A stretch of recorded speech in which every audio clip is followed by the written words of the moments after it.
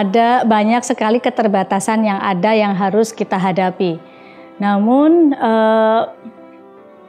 tetap kita jalani dengan optimis. Artinya walaupun keterbatasan itu ada, namun saya tidak ingin mengurangi kualitas dari kinerja baik pada masa sidang maupun pada masa reses. Sehingga pada mulai tahun 2020 sampai masuk ke 2021 ini adalah tahun pertama bagi saya. Nah, ketika tahun pertama ini tentu yang namanya orang tahun pertama menjadi anggota DPR atau anggota Dewan, saya sebut ini masa adaptasi saya. Masa saya belajar, saya mempelajari banyak hal terkait dengan mitra-mitra saya belajar tentang bagaimana peran dan fungsi wakil rakyat ini yang seharusnya begitu ya, yang kemudian dikaitkan dengan mitra dari komisi masing-masing gitu.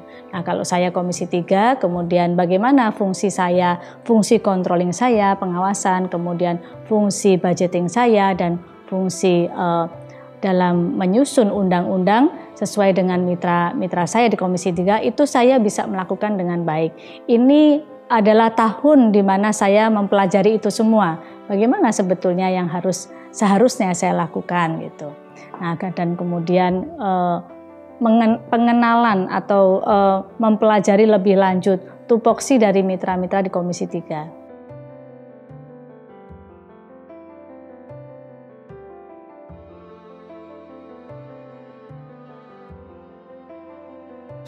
Penegakan hukum memang menurut saya harus senantiasa dievaluasi. Dalam bahasa saya evaluasi tiada henti ya kalau soal penegakan hukum ini. Sebaik apapun penegakan hukum dilakukan, pasti ada celah-celah yang harusnya dievaluasi. Nah, saya melihat dari lembaga penegak hukum, 3 lembaga penegak hukum yang ada atau yang menjadi mitra Komisi 3 ini melakukan evaluasi ini dengan baik. Walaupun memang tetap saja seperti tadi yang saya sampaikan, ada celah-celah di mana harus kita lakukan evaluasi. Namun alhamdulillah penegakan hukum ini ya saya berharap semakin hari semakin baik, tentunya begitu ya. Nah, ketika kemudian ada hal-hal yang perlu kita evaluasi melalui pengaduan masyarakat atau pengaduan dari yang masuk kepada partai atau kepada lembaga-lembaga masyarakat, organisasi, entah itu perorangan yang kemudian kami terima, itu langsung kami sampaikan kepada mitra-mitra kita untuk dicarikan solusi atau jalan keluar. Itulah fungsi pengawasan yang kita miliki dan saya berharap saya bisa melakukannya dengan baik.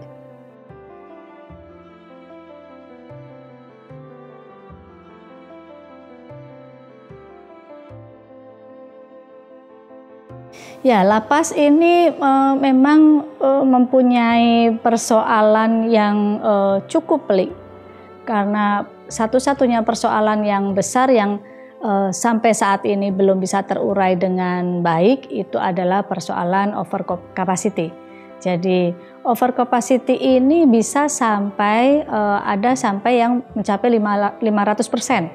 Jadi tingkat hunian yang sudah tidak mencukupi inilah yang menjadi problem dan kemudian ini tetap dicarikan solusi, tiada henti juga untuk mencarikan solusinya sampai saat ini.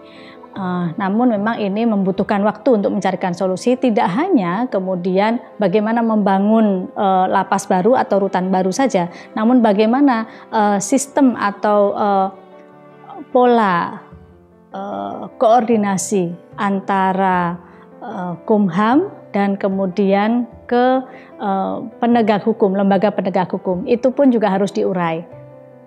Nah, kalau kemudian ada hal-hal, satu lagi BNN, nah BNN yang menjadi mitra di Komisi 3.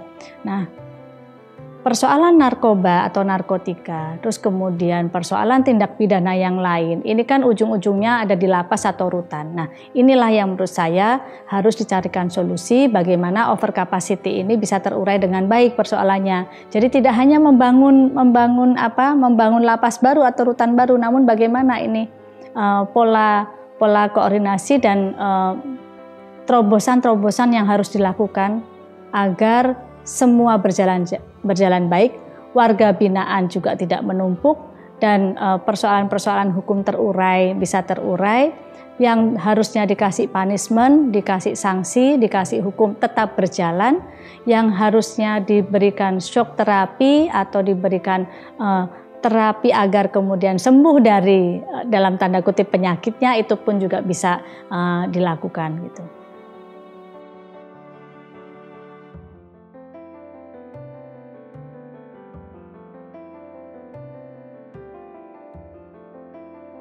Iya, deradikalisasi menurut saya di situ ada dua hal, mungkin bahkan lebih ya. Ada deradikalisasi itu ada pembinaan dari dini, bagaimana kemudian tidak terjadi radikal yang kemudian menjurus ke terorisme. Nah, ada pembinaan di situ. Ada juga kemudian pengamanan. Nah, dua hal ini hal yang berbeda dalam deradikalisasi. Ini dalam versi saya ya. Nah, kalau kita bicara soal pembinaan, ini pembinaan dari bukan penyembuhan, dari memang mengamankan dari virus radikal yang kemudian mengarah ke terorisme, dan kemudian juga pembinaan yang sudah terjerumus, artinya sudah menjadi napiter. Bagaimana kemudian bisa menjadi bagian dari masyarakat yang baik, yang tidak lagi seperti yang lalu kan begitu. Nah, terus kemudian yang kedua adalah pengamanan. Pada pembinaan itu menurut saya sekarang dengan adanya kita melihat adanya perempuan kemudian diajak dalam aksinya begitu ya, ada keluarga yang juga terlibat dalam aksi terorisme atau radikalisme ini kita sangat prihatin dalam hal itu gitu. Nah, menurut saya salah satu caranya adalah pemerintah lebih hadir lagi dalam pembinaan itu. Nah, bagaimana caranya pemerintah lebih hadir? Ada tokoh masyarakat, ada simpul masyarakat, ada tokoh agama yang harusnya diajak bersama dalam pembinaan atau melakukan aktivitas deradikalisasi itu. Nah, tentu pemerintah tidak bisa sendiri. Dan kemudian tokoh agama ataupun agama apapun ya, tokoh agama atau tokoh masyarakat itu pun juga tidak bisa berjalan sendiri tanpa pemerintah. Menurut saya harus semua pihak ini, ulama dan umaro ya, harus berjalan bersama. Arti ulama di sini maksud saya tidak hanya ulama dalam Islam, namun ulama juga tokoh agama dalam agama yang lain untuk bersama-sama dengan pemerintah untuk bagaimana kita semua ini memberantas atau membersihkan radikalisme dan kemudian sampai yang mengarah sampai terorisme gitu. Dan yang kedua adalah pengamanan. Pengamanan kalau saya melihat sebetulnya sudah dilakukan dengan baik oleh institusi Polri gitu ya. Ketika penyelesaian ada satu aksi kemudian diselesaikan dengan baik. Ada bibit-bibit yang mau bermunculan itu pun juga dilakukan, sekali lagi dilakukan pembinaan dengan baik oleh institusi Polri gitu. Namun yang terakhir ini kan ada unsur perempuan yang masuk dalam modus operandinya gitu. Nah, unsur perempuan inilah yang kemudian perlu kita evaluasi dalam sisi pengamanannya. Apakah sekarang Polwan itu sudah dioptimalkan profesionalismenya dalam fungsi pengamanan di garda terdepan? Nah, saya rasa ini belum optimal dilakukan. Maka ini menjadi evaluasi saya untuk Bapak Kapolri dan seluruh jajarannya agar mengoptimalkan peran Polwan, optimalisasi peran Polwan dalam segi pengamanan. Nah, tentu profesionalisme menjadi syarat utama dari optimalisasi peran Polwan itu.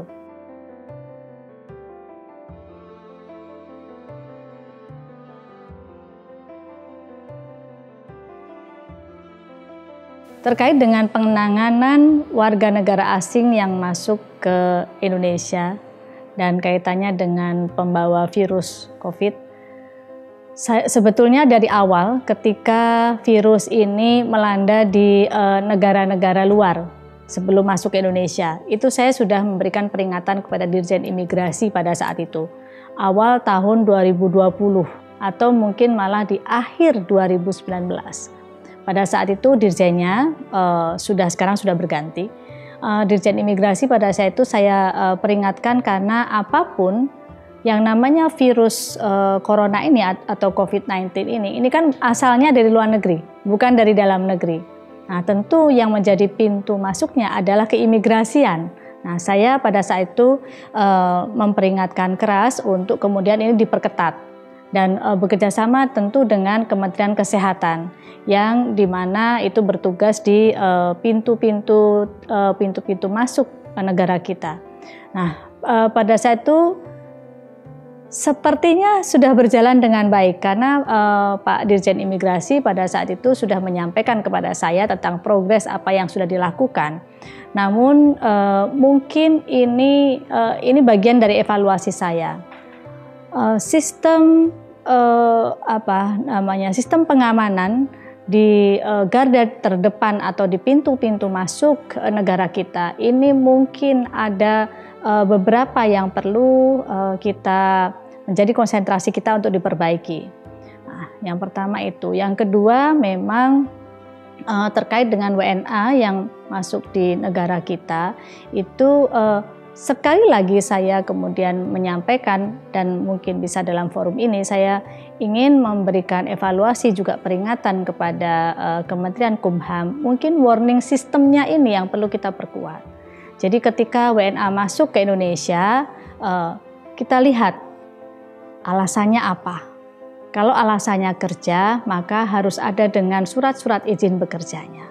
Kalau alasannya wisata, maka pasti ada rentang waktu yang menjadi syarat dalam visa wisata yang diberikan. Nah, ketika visa wisata itu selesai, maka bila kita memiliki warning system yang bagus, maka warning system inilah yang kemudian memperingatkan kepada kita, khususnya kepada yang bertugas untuk mencari di mana WNA itu berada, karena tidak mungkin WNA masuk ke Indonesia tanpa ada ID kontaknya.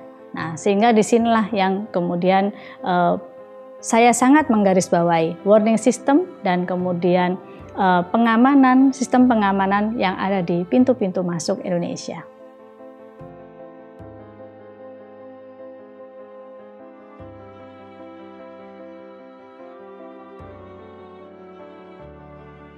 Saya menyampaikan pada institusi Polri soal bagaimana Polri mempunyai komitmen yang bagus, yang lebih rapi lagi di semua jenjang pendidikan Polri yang ada, internal Polri yang ada, yakni persoalan perlindungan perempuan dan anak, di mana sebetulnya kurikulum ini bisa diberikan di setiap jenjang pendidikan di internal Polri.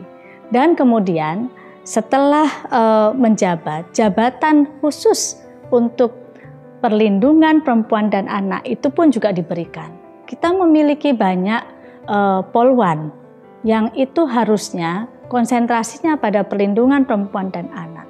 Yang tahu soal bagaimana melindungi perempuan dan anak itu yang paling tahu tentu perempuan itu sendiri. Oleh karena itu saya mendorong kepada Polri agar polwan ini kita optimalkan profesionalismenya untuk khususnya dalam perlindungan perempuan dan anak.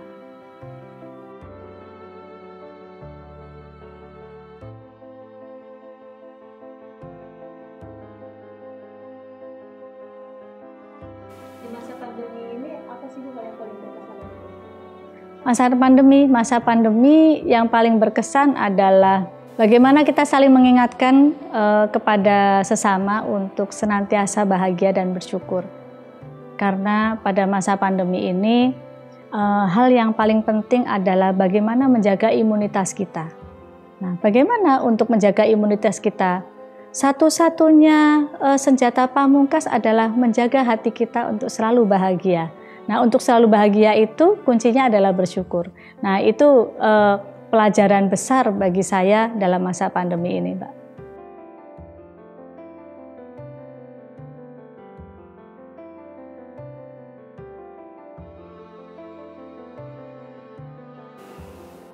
Ya, habis gelap, terbitlah terang. Jadi, perempuan-perempuan tangguh Indonesia, yakinlah terang itu bersama kita. Jadi janganlah kita malu untuk mengakui kehebatan kita, mengakui kelebihan kita. Perempuan-perempuan Indonesia tangguh dan luar biasa. Itu yang harus kita lakukan hari ini, besok, dan yang akan datang. Mari kita ucapkan pada dunia ini bahwa perempuan Indonesia adalah perempuan yang luar biasa.